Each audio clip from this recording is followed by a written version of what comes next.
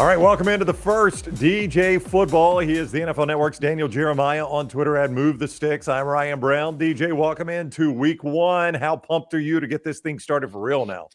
I'm so pumped, man. And I don't know, am I really like this every year? I feel like more excited this year. I don't remember a year where it was, especially we'll get all this stuff, but quarterback wise, since I've been following, I've never seen it this loaded, specifically in the AFC. But there's so many teams that feel like they legit have a shot, man. It's going to be awesome. DJ and I have been friends for a while. We are enemies this week because he does the Chargers games, and we got the Dolphins coming to town there. Chargers a slight favorite over the Dolphins, but we'll somehow fight through that for the next 30 minutes here and be friends. Is that okay? Yeah, we can do that. I want a high-scoring, fun game where maybe Tyreek Hill doesn't pick up a loose ball and circle around everybody and go score. That was bizarre last year for sure. Weird play, man. Yeah, weird play last year. That'll be one of the many games we talk about today. Our visits each week presented by MyBookie.ag. Code NEXTROUND when you sign up there. Sign-on bonus of any deposit, $50 or more, of up to $200 right there at MyBookie.ag. Bet anything, anytime, anywhere. MyBookie.ag, code NEXTROUND. MyBookie.ag, code NEXTROUND. It starts Thursday night with everybody's offseason darling, the Detroit Lions, playing Kansas City. News right before you and I taped here involves Travis Kelce. There was a slight injury. Andy Reid's kind of playing coy here. That would be a massive development for Kansas City if Travis Kelce is off the field anytime at all. Yeah, I mean, look, they're looking at their two most impactful players. Take Mahomes, he's his own category all by himself. We all realize that. But defensively with Chris Jones, offensively with Kelce, they're the two most dynamic players. Now, the only thing I would say on the other side of that is as long as Andy Reid, he doesn't run out of gas in his car on the way to the stadium, and as long as Patrick Mahomes makes it out of the tunnel, it's hard to beat the Kansas City Chiefs. And I would say last year, Ryan, that was like the teardown job offense. That was supposed to be what the worst of this offense is going to look like. You know, it was not going to be what it was previously. It's not going to be what it is in the future. That was the teardown year. And with Mahomes on one leg, they were still better than everybody else in the league. So, look, you'd love to be at full strength, have those two stars out there. But they played so many young guys in the secondary. I think those guys take a big leap forward. They'll be able to kind of make up for the front end with how they are in the back end. And then Mahomes, even without Kelce, he's a nightmare. Yeah, I mean, it's wild. You mentioned Tyreek Hill. Tyreek goes to the Dolphins, and he tears it up down in Miami. And that offense really doesn't miss a beat. And then you've got Clyde Edwards-Helaire, who you used a first-round pick on, and they're like, yeah, we don't really have to play Clyde Edwards-Helaire. We could play a running back nobody's ever heard of. And by the way, he'll do just fine. I mean, it is pretty wild to see the way he can take a part and he loses a part and he puts another part in. And that offense always seems like it is clicking on all cylinders. Yeah, and they've got some fun toys to play with too. You know, Kadarius Toney, getting an offseason of him to get him into the mix, and got to keep him healthy. But then you think about Sky Moore, who we never really got a chance to see everything that he could do last year. We got little sprinkles of it, but I think there's more there. You know, Jerick McKinnon, who they kind of introduced more into the offense as the season wore on, what he can do catching the ball out of the backfield. Andy's always going to put players in the best position to make things happen. He's going to have a great game plan. And, I mean, the record of his, which gets brought up every year coming off of a bye, this is the opener's like the extended bye. Like, Andy's going to have all kinds of stuff ready to throw at these guys. Why should I or should I not believe in the Detroit hype as they play this game Thursday night? Why should I buy or sell the Lions? Well, to me, in this game specifically, I buy them having a shot because I think there's something to the fact that Jared Goff went toe-to-toe, you know, when he was with the Rams against Mahomes in one of the epic shootouts we've ever seen in this league. So he knows he can play that style of game. They've got a creative offensive coordinator who does a really nice job of putting them in positions to make things happen. They've got a nice young nucleus of talent. Now, on the defensive side of the ball, you know, they're young. They've got some, you know, with Hutchinson and they've got some other good pieces up there in that front seven. I think Liam McNeil is going to have a nice year for them. They've got James Houston. They've got some good young pieces. In this game specifically, I just don't know if they're going to be able to slow down Kansas City. I don't think they're there yet defensively. And I think if you take that and look into the broad picture here with the big season ahead of them, I think that's some of my same concern. You know, Aaron Rodgers is out of the division, but the Packers are still going to be really good with Jordan Love. You know, Minnesota's in a really good spot there, even though they won so many close games last year. I think roster-wise, they're closing the gap. They're gaining ground. They're an exciting team, but this is this might be a little bit premature for where people have him at this point in time. I do find it interesting, though, to see how they use Alabama's Jahmyr Gibbs. They draft him out of Alabama, where Bill O'Brien used him as a very much a professional-like running back, threw the ball to him a lot out of the backfield. He's got good speed, probably, pretty good receiver out of the backfield. And so far, Detroit is saying we're going to use him in a lot of ways. He is a player that it seems like they can be creative with in that offense as a rookie. Yeah, except punter, right? I think he came out and said he's not going to punt, and then not everything punt, else is on the table. By the way, fun story with that. I reached out to my buddy Bob Welton, who works at Alabama and kind of runs their recruiting department, runs the show over there. And we have at NFL Network for all of us that are involved in the draft, and it's producers, everybody that is behind the scenes, all of us. We have a college fantasy league, and so I sent him a text, and we can pick anybody, and it's a good way to just familiarize yourself with different players. So I said, hey, which Alabama running back should I take? And he writes back, Gibbs. I go, no, dummy. I don't need an NFL running back. I need who's going to carry the ball for the Crimson Tide. I never got back to me on that. So anyways, but he was very excited about Gibbs. But they're going to be able to have fun with him. I mean, you go back and watch him at Georgia Tech before he even got to Alabama, watching him return kicks, watching him catch the ball out of the backfield. I picked him, we might even have said it on the show last year. He was my, preseason favorite to win the Heisman. I thought you did say that. I remember that. Yeah. So I'm a big believer in his skill set, and they'll unlock that and have fun with him. And Sam Laporta is another one too. They've got a rookie tight end who's got a chance to be a really good player. So I love the Lions in terms of their youth. They're exciting. They're going to be a fun watch. I just think sometimes with these young, talented teams, maybe, let's be a little more patient before the expectations get out of control. Our show each week presented by MyBookie.ag, code next round. Also, Lance'sLock.com, where you get all the plays for this upcoming NFL weekend. He's been red hot in football. They've got daily, weekly, monthly packages, season-long packages, Lance'sLock.com, and play those plays at MyBookie.ag, code next round. That is MyBookie.ag, code next round. All right, so you mentioned that division with Detroit, and that leads us into our first discussion here on best division, worst division. Best division, you would go where in the NFL this year? I think I'm going to go AFC for both. So I'll go AFC North, best division. I think the difference between whoever finishes first in the AFC North and whoever finishes fourth is there's not much distance to travel there.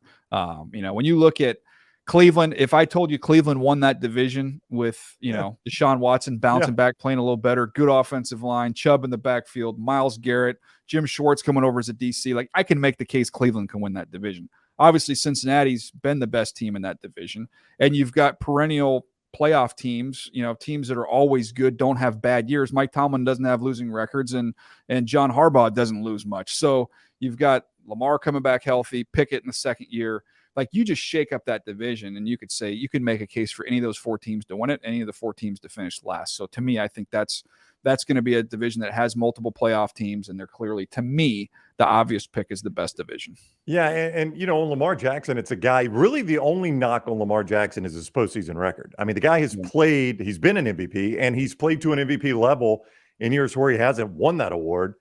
And the one thing you could point at that basically he's come up short on is he has not performed well in the postseason. But to your point, they're a perennial postseason team, so he's going to get plenty of chances. And you just got to think one day he's going to break through in the postseason.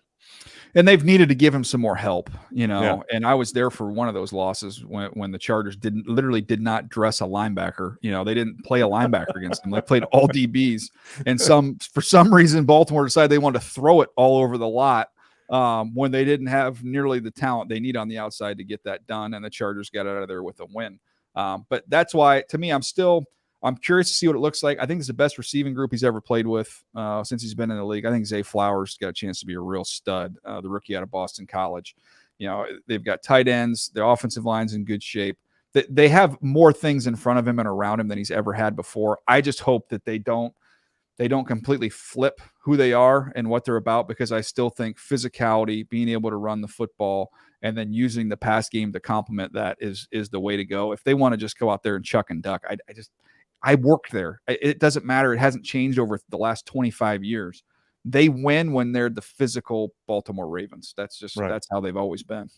So on Cincinnati, I do want to ask you this question just from a roster perspective, because it's about time all these guys get their big payday, right? Jamar Chase has been really good. Joe Burrow's been really good. T. Higgins. But you know how it works in the NFL on the business side, DJ.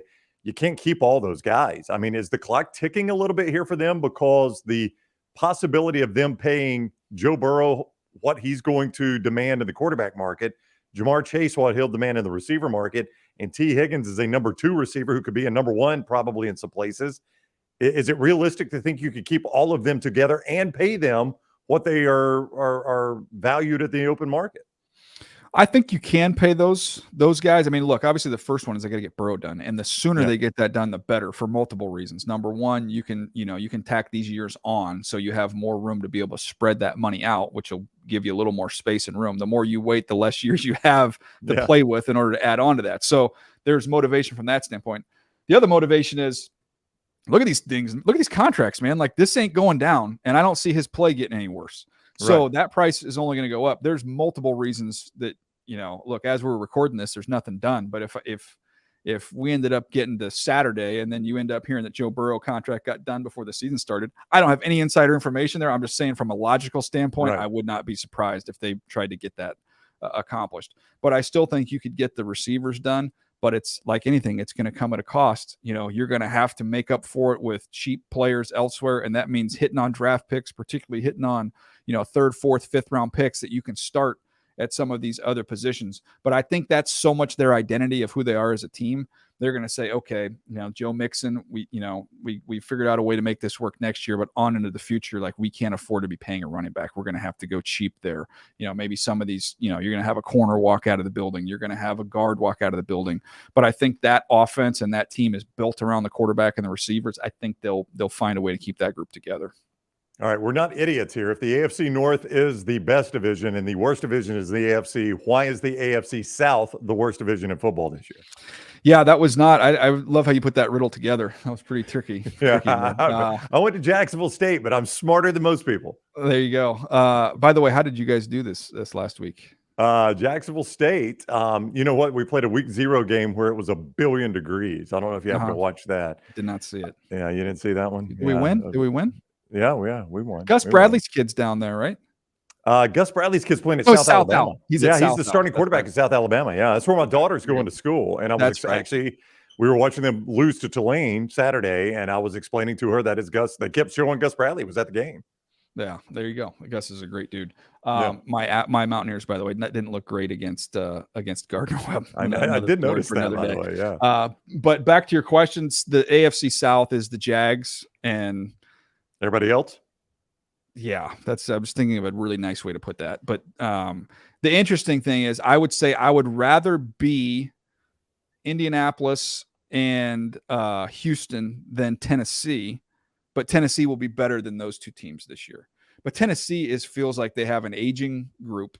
Right. It's not good enough to compete at the high level in the conference.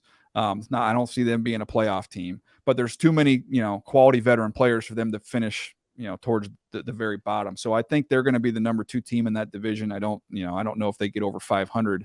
And then you're just going to have the growing pains with the 2 rookie quarterbacks in Indy and Houston. I think that CJ has a little more around him in Houston and a little more infrastructure in place. And I think with Bryce, while I like Bryce the best of all these rookie quarterbacks, he's in the toughest spot. Even having Frank, who's an unbelievable play caller and offensive designer, and he's great with quarterbacks. They've got Josh McCown there. I love that side of it. They just don't have enough playmakers. They're not great up front along the offensive line. So I think it could be a long year in Carolina. So it feels like a one-team division. Yeah. So, in Carolina over on the NFC side of that, that was a team that almost. Oh, sorry. I went AFC to NFC on you. Right there. I noticed that, but you were just you were lumping together. I'm thinking of the Colts. Rookies. I'm thinking that we got so many rookie quarterbers. I was thinking. So Anthony Richardson and the Colts. So I'll come back to Bryce Young. So Anthony Richardson with the Colts, who is a guy leading up to the draft. I think on our show you said the gap between his good film and his bad film is one of the biggest gaps you've ever seen. No, you could make him look like the best player in the draft by far, and you could have made him look like a 6th-round pick. Yeah. So, that to me is why he's going to be a curious watch. He's going to be somewhere that I'm intrigued to see each and every week, because I think the plan should be rely heavy on the legs, limit what he has to do in a pure drop back game early on. If you watch the preseason, he was way more comfortable on play action, RPOs, boots. Just get him in that mindset, in that framework. We're going to run the ball. play action, RPO, zone read, like that's going to be how he has success. But if you're going to use him in just a pure drop back game, he's going to struggle. He's just not ready from that, even from just a mechanical standpoint in his lower body. Footwork wise, there's a lot of work to be done there. So see, I've got so many rookie quarterbacks jostling around in my head, but that I would say with that, I do think, in this division, it's all going to be not going to be about wins for those teams with Houston and with Indy. It's just, is your quarterback getting better and making progress throughout the year? Yeah. I don't want to pick a scab here, but you were there for the Chargers collapse at Jacksonville, and then Jacksonville goes and loses to Kansas City. So you saw them in the postseason last year, and you saw Trevor Lawrence look like a quarterback that was not at all ready for the postseason in one half, and they look like a quarterback to play in the Super Bowl in the second half. Can they take that next step forward in the postseason? Are they that good, or are they just win that division and make the playoffs good, do you think? I think the offense can carry them to the playoffs. I still think defensively, I'm not in love with that group, but they do have some young guys, and we'll see. Do we see a different Trayvon Walker this next year? They've got Chad Muma's a good young player. Devin Lloyd's a good young player. Those guys all have to take pretty good leaps for them to be, a team defensively that can match where they are offensively to make a true deep run in the playoffs. But Calvin Ridley coming in there is legit. He's been awesome in the offseason and training camp. I've heard nothing but great things. He's a number one. So you already had a pretty good skill position group, and he just slots right at the top, takes pressure off everybody else. So that's huge. And the other one who's I drafted all my fantasy leagues because of what I've heard coming out of there was Tank Bigsby, who I liked a lot at Auburn. Oh, wow. He's had a great camp. And I would not be surprised if at the end of the year, as much ability as Travis Etienne has, I think Bigsby's a better runner. If Bigsby ended up having more stats and a better year than Etienne, I would not be surprised. Wow, that's a big statement because Etienne was so good for them last year. But Tank Bigsby played, that's the thing when you watch Bigsby in college, and this, he played in poor offenses behind really not a very good offensive line. So I don't know that we've seen the best of Tank Bigsby. Yeah, and to me, it obviously was a mistake when Urban Meyer was talking about, we're going to make Etienne a slot receiver. He can do a lot of those things. I think, to me, if you look at having the different running backs, to me, it's you have your meat and potatoes guy who can handle the bulk, and then you have your sprinkle in, move him around running back who's, I don't want to use change of pace. That's kind of insulting, but just, I think that's going to be the role that Etienne serves. I think Bigsby can handle more touches. I think he gives them more physicality. And I think once you get inside the 10, I think his running style actually is going to be more conducive than Etienne's get that thing in. Wow. We were going to cover a fantasy sleeper later on. Maybe we'll get another one because I had him written down. Yeah. Okay. I had him written down. If you want to jump the order, I can do it right now. No. We'll come back to that. It's a good tease. We can go wherever you need to go. No, we like to tease here. Coming up, a non-quarterback MVP. A reminder, DJ Football presented by MyBookie.ag. Code next round when you sign on there at MyBookie.ag. Bet anything, anytime, anywhere with them. With the NFL season coming up and starting Thursday night, you play all those games right there at MyBookie.ag and use the code next round at MyBookie.ag for that sign-on bonus up to $200 for any initial deposit of $50 or more. Also, we're clothed by Roback, Roback.com. TNR20 saves you 20% on your first order. Great clothing on the hoodies and the golf shirts. They're at Roback.com, TNR20. All right, so the quarterback always has the advantage in the MVP. That's clear. You're just talking about Mahomes and, maybe Trevor Lawrence if Jacksonville has a year. But I want a non-quarterback MVP. Give me a guy that could win the MVP that is not a quarterback this year. All right. I've fudged. I'm going to give you two. Okay. So, and I'll be called a homer on this one. I fully get it. No. Austin Eckler's been a touchdown machine for 2 years. Right. The only thing was the team didn't have the performance that they needed to get him more attention for what he did. So if the Chargers somehow were to be able to get around the Kansas City Chiefs, win that division, they have a roster, I think, that's capable of doing it. But let's say they go, win 13 games and Eckler has another 20 touchdown season. I think he would get some consideration. Now, it'll probably be hard because if they have that type of year, Herbert is going to be he's torn it up. Yeah, is going to be in that discussion. So, but if I'm going non-quarterbacks, he would be the first one I would think of just because he's put up the numbers. The second one I'll give you that's maybe a little more, maybe a little bit more out of left field. If you look at the Jets and if they take the leap, Garrett Wilson is a freak. He is a freak talent who the numbers as the offensive rookie of the year last year were impressive. the gap between who was throwing him the ball last year to who's throwing him the ball this year, and the lack of like a legit number 2 option. They've got some solid players, and he gets his old buddies out there in Lazard and Cobb, but the gap between Garrett Wilson and every other target in the passing game is immense. And he's already got the trust of the quarterback. So if the Jets have a big turnaround season and Garrett Wilson has a monster year, he gets his name in the mix. But Ryan, there's a reason why this doesn't happen, because if he does that, Aaron Rodgers is going to get the MVP. Yeah. In a sense, it might be easier on Garrett Wilson for this reason: is it's expected out of Aaron Rodgers, right? Yeah. Not that it's not expected out of Herbert. Rodgers has played to an elite level, so for Aaron Rodgers to be an MVP, he has to be better than Aaron Rodgers has been for a number of years. So there is a chance, I would say, of those two, Garrett Wilson might have an easier chance of winning it because of that. Yeah. Herbert's never won the MVP. So if Herbert plays to that level, it's almost like we talk about with Coach of the Year. Coach of the Year almost always goes to the guy that surprises you, not the guy that goes, 12-0 in college or 16-1. 14-2 every year. Never. Yeah, exactly. Yeah, I expect it out of him, right? Yeah. So, of those two, and I love those two picks, Garrett Wilson might be the guy. But to your point, there's a reason it's always the quarterback, because anybody you make a case for. Now, I would say the most impactful guy that I didn't mention is, if you go to the defensive side of the ball, if ever somebody would warrant it, Micah Parsons. If they overtake the Eagles, and he has the ability to have like a season that we haven't seen before. Like if you said, is it possible for a player to have 20 sacks? 4 interceptions, 3 or 4 touchdowns. Like that's possible. Now, obviously it would be the home run of all home run seasons, but he has that crazy type of ability.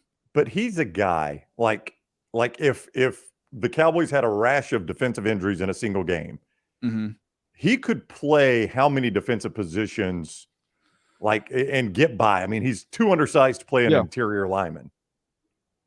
Outside of the two D tackle spots, he could play every other position. It's crazy. It's crazy. The crazy thing is, I see it in the same thing with Derwin James. Like, if you told me I've seen Derwin James, and we'll see it, and he'll have snaps where he'll get Tyreek Hill. Like he'll have snaps where he'll match up with Tyreek Hill in coverage, and there'll be snaps where he's rushing off the edge and rushing against the tackle.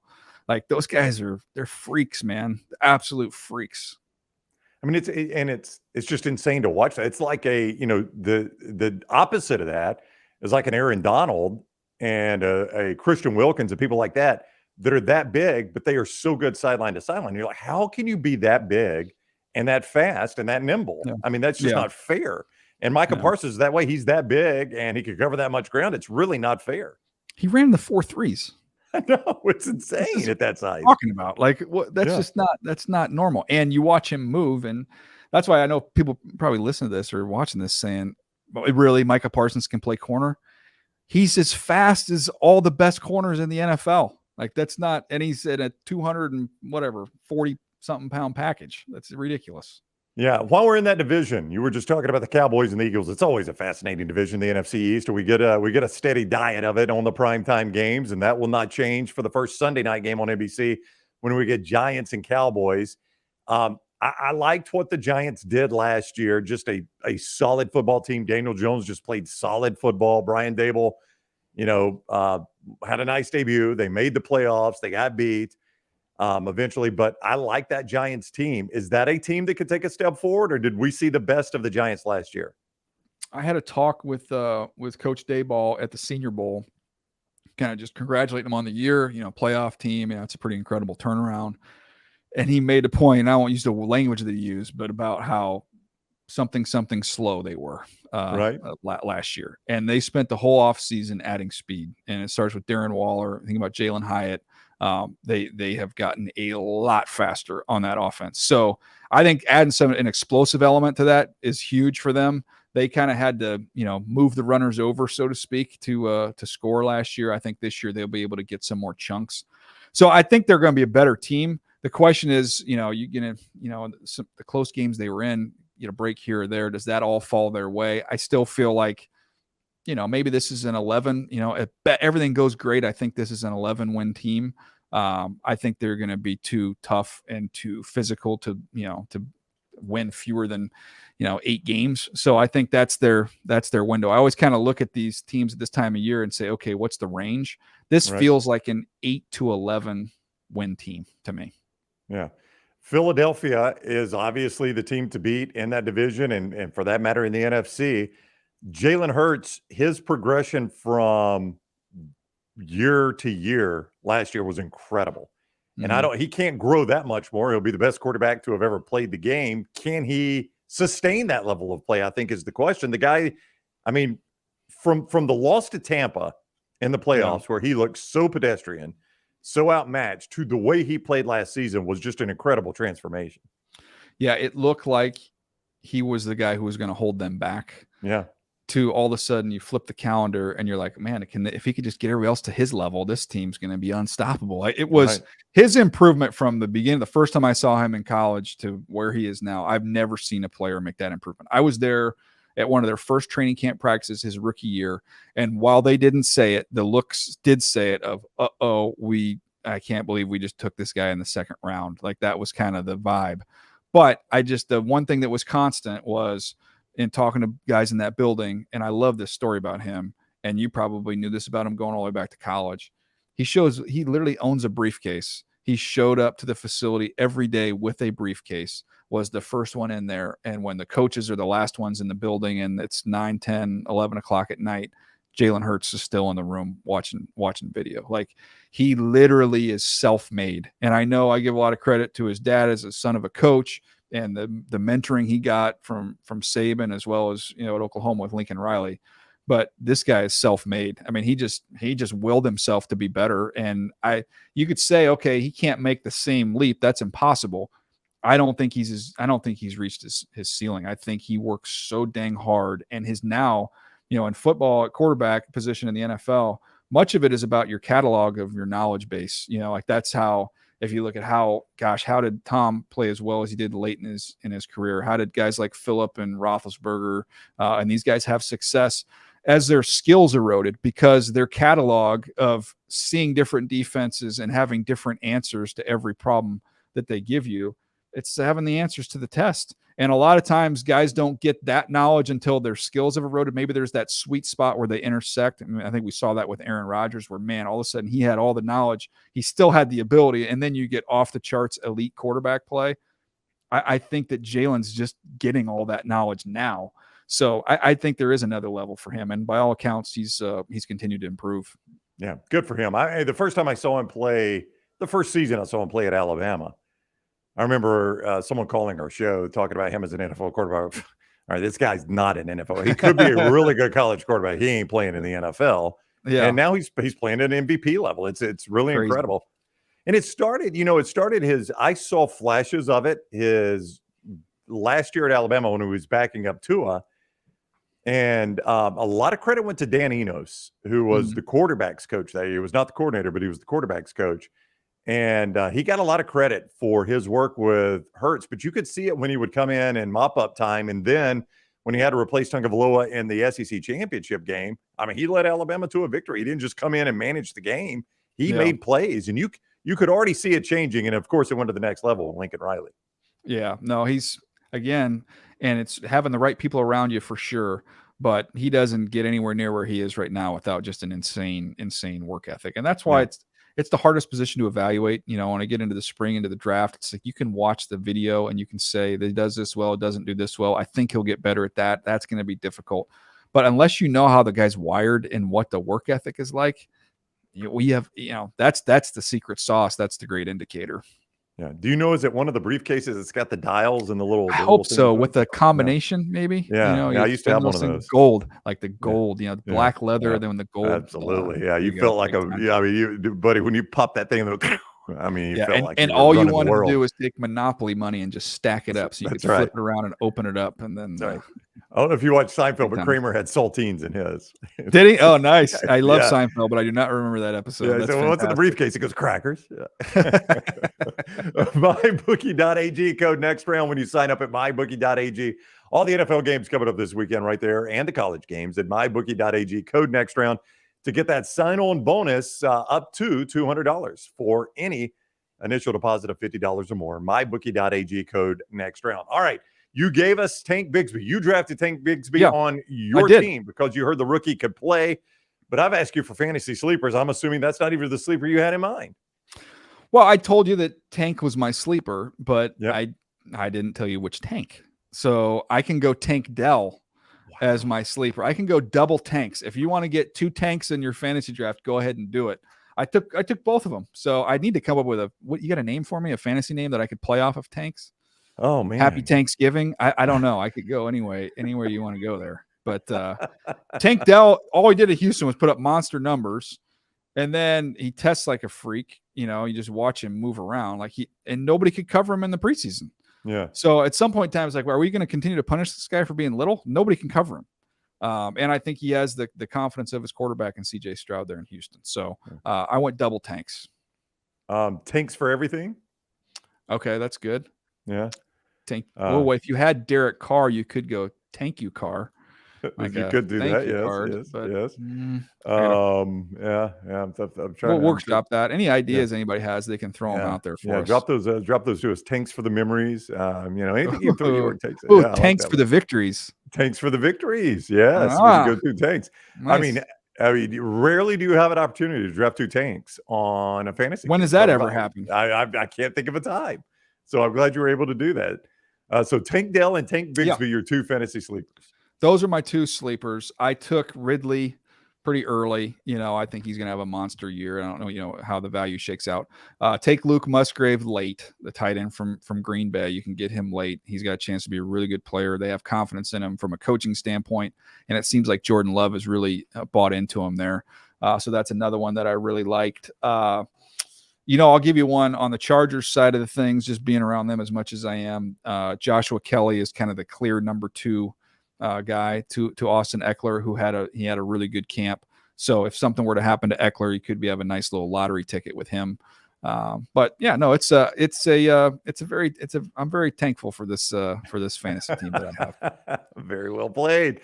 You mentioned Bryce Young earlier, and you said you think what division is he in again? By the way, where do they play? He's in the NFC South. The NFC South, not the AFC. When did South. The Panthers move to the NFC? When did that happen? It's baffling. I think roughly the year they came into the NFL. So in the NFC South, this is a team that almost made the playoffs. I mean, like everybody in that division was in the contention in the last weekend for the playoffs. Everybody was like 7-10 at the end of this. So you go and get the first pick, and you're almost to the playoffs last year, yet you think maybe they take a small step backwards? Is it just because he's a rookie? Well, I mean, they traded their best receiver in order to get him. I know. That's a part of the equation there. He's got to have somebody to throw to, right? Yeah. So I mean, come on, Adam Thielen. What is he, 70? Yeah. Well, yeah, that's really exciting. Yeah. No, to me, that's like, dude, why aren't you excited? I just bought you the nicest steak ever. Yeah, but you sold the stove. How do you want me to cook this thing? Yeah, I can't grill this thing. So I don't know. Yeah, that would be the issue I have, is I just don't think they're great up front offensively. And I think when you look at the weaponry around him, I just don't think it really gets you excited. If I look at things from a scouting standpoint of, if you're playing the Carolina Panthers, who's the guy you circle and be like, okay, don't let this guy beat you. Like this guy can really hurt us. I don't think they have that guy. So that to me is why I worry about them. And then it didn't help in the first preseason game. We saw the Jets hit him about 50 times in that game. Yeah. So that's somewhere in the back of my head. So Tampa is getting ready for the draft. The other 2 teams of that division, though, I find fascinating. Atlanta has every weapon in the world on offense except for a quality quarterback. They are really good at receiver. I love Drake London. Bijan Robinson has an opportunity to be a star at running back of this league. But I don't know that they've got anybody that could consistently get it to those guys. Yeah, I love Kyle Pitts too. You know, I'm hopeful to see him for a full 17 weeks, see what he can do. It's a grand experiment because they have the capabilities of doing what we've talked about for several years now, of where the league is going to go to positionless players, where it's stupid to even put a running back or a wide receiver designation on these guys. They're interchangeable. You can move them around however you want. They can literally do that with their skill position. Throw Pitts in there as well. You can move him anywhere. So Arthur Smith's going to have fun with all these toys. Desmond Ridder, TBD. I don't know. I mean, I can say, I just don't have a lot of confidence there, but we just don't know. Like, I don't know what he's going to look like. I don't think he'll have a ton of pressure on him. I think they're going to be able to bake in a lot of easy completions for him. Got a basketball team out there. Pinpoint accuracy is not necessary when you're throwing to Drake London and Kyle Pitts down the field. So I don't know on that one. I think they're a fun watch. Again, if you want to put teams in different categories, like the Colts with Richardson, that's a fun watch. The Atlanta Falcons with all these skill position players, that's a fun watch. The offensive line's good, so they're fine there. I feel like this is a team that's been looking for pass rush for 15 years, and they just never been able to nail that down. So the best quarterback in that division, or at least the most accomplished quarterback in that division, is obviously Derek Carr in New Orleans, which probably, in my eyes at least, makes them the favorite in that division. Yeah. I think that's a no-brainer. I think they're clearly the team to beat in the division. It feels like, to me, you look at the Saints and the experience they have at the most important position. The defense, even though it's a little bit old, is still really good, and they're good up front. So I think they're the favorite, so to speak. But I think if you're asking me, if somebody owned a controller and you tell me I get to watch the Saints or the Falcons every week, I think I'd rather watch the Falcons, even though maybe the Saints are a little bit better. Yeah, I don't disagree with you there. We haven't talked a whole lot about the NFC West. So Arizona, another team that looks like they're getting ready for the draft. The Rams are, I guess, somewhat interesting. But then you've got San Francisco and Seattle. Seattle, a team that did what Pete Carroll does. They made the playoffs. They made it on the last Sunday of the season. They get into the playoffs last year. And, Geno Smith played really good football. Probably the best football Geno Smith has played in the NFL. But I question, can Geno Smith do that for another season? That's a legit question. They got him another weapon with Jackson Smith and Jigba to throw into the slot there. Again, easy completions. So they've got a good receiving core. I think those two bookend tackles that were rookies last year, I think maybe the narrative got a little carried away that they played, to unbelievable level. They were good. They were up and down. Hopefully they get a little more stability there and they get a little more consistent performance out of those two guys with Lucas and Cross. But, defensively, Witherspoon's missed some time with injury, in the run up to the season. I'm excited. I loved him coming into the draft corner at Illinois. I think you got Reek Woolen on one side, him on the other. They got a chance to be much improved in the back end. The gap between them and San Francisco is still big. I just think San Francisco with their defensive front, I think that's a mismatch for them. I think they can get after him. And with Geno, you asked the question. God, that was unbelievable level he played at last year with poise, accuracy, just kind of a calmness to him. And we hadn't really seen it before. So I think a lot of people just kind of assume that that's who he is now and that's what we get. I'm going to reserve judgment a little bit and hold off on that one. I did have two things for in those other two teams, though, because I was talking about this the other day. If you're looking at slogans for seasons, Dion's got the "We Coming." Right. If not now, or why not us? Right. All the different, everybody has a slogan, right? I think USC's was the longer it goes, the better we get because they lost games late. Okay. So if you're the Atlanta Falcons, like, do you just hang the banner and it just says "with the first pick"? Like, just that's our slogan. That's our slogan. Feel the excitement. Like, how do they not have the first pick? I don't know how.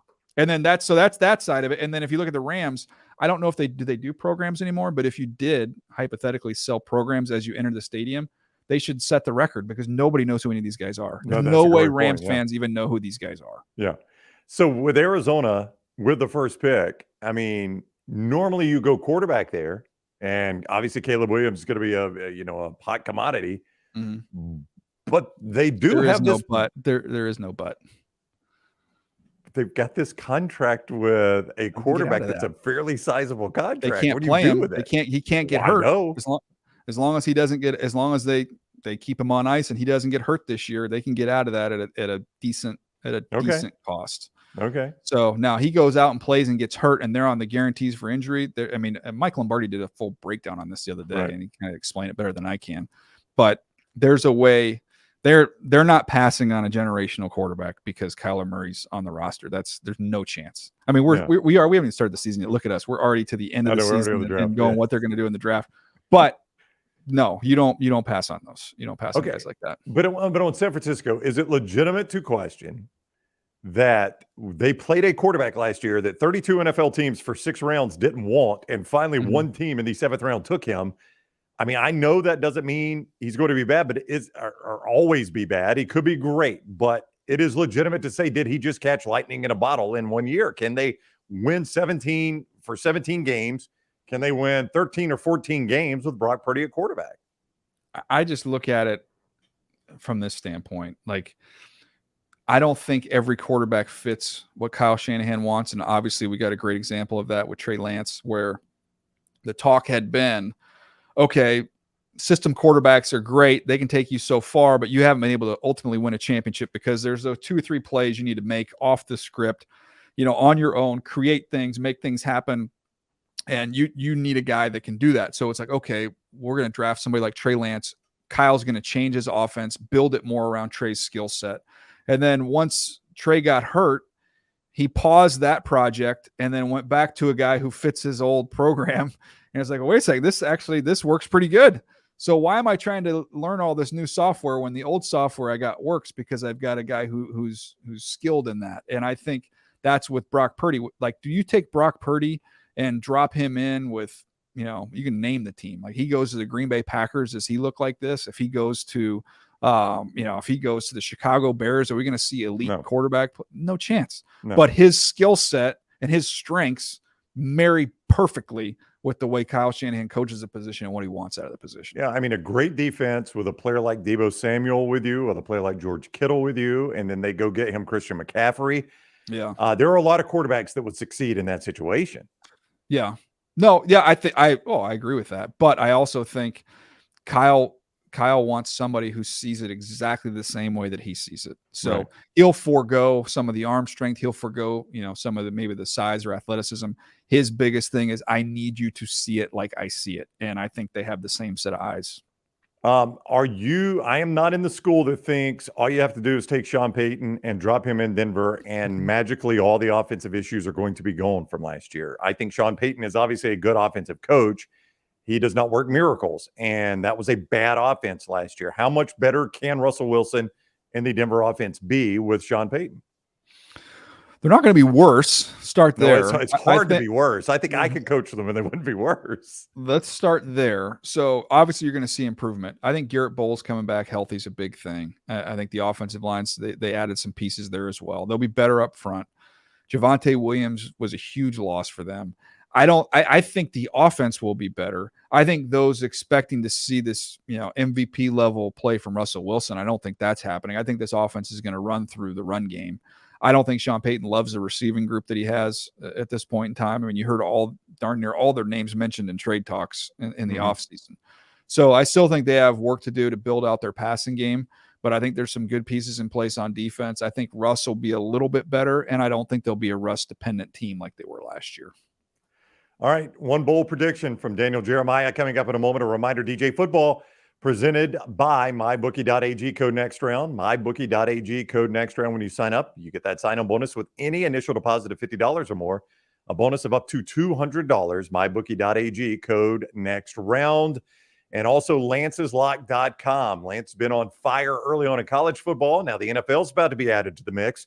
So jump on now with daily packages, weekly packages, monthly packages. Lance Taylor making picks for years, 58% last year, which was really, really good against the spread.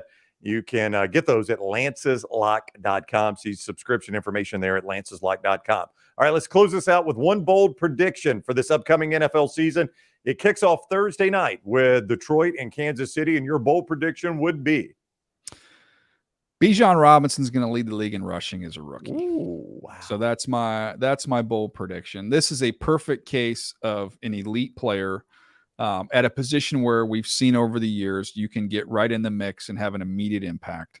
So you've got the elite talent, you've got a really good offensive line, and you've got a coach who understands the run game as well as anybody in the NFL, and Arthur Smith. So I think all those things perfectly marrying together. He's not playing in a murderer's row division, so he's going to have a chance to put up some big numbers there in those division games. To me, I think this is a monster year for Bijan. I thought last year, if you'd asked me for a bold prediction, I thought Breece Hall, had he stayed healthy, would have had a chance to lead the league in rushing, and he was darn near on his way before he got hurt. I think this year we actually see it with Bijan. I made this same prediction a couple of years ago about Najee Harris. It did not play out that way, but Yeah, he had a I good thought the year, same though. thing. He did. And I just thought because he's at Pittsburgh, it was just a good Yeah. fit. I mean, that's a franchise that's always seems to have a good run game. I love Arthur Smith, and as we talked about them earlier, if he just had quarterback, he's got all those parts around it. That could be a contender in the NFC with good quarterback play. Just Brock Purdy quarterback play, I think would work.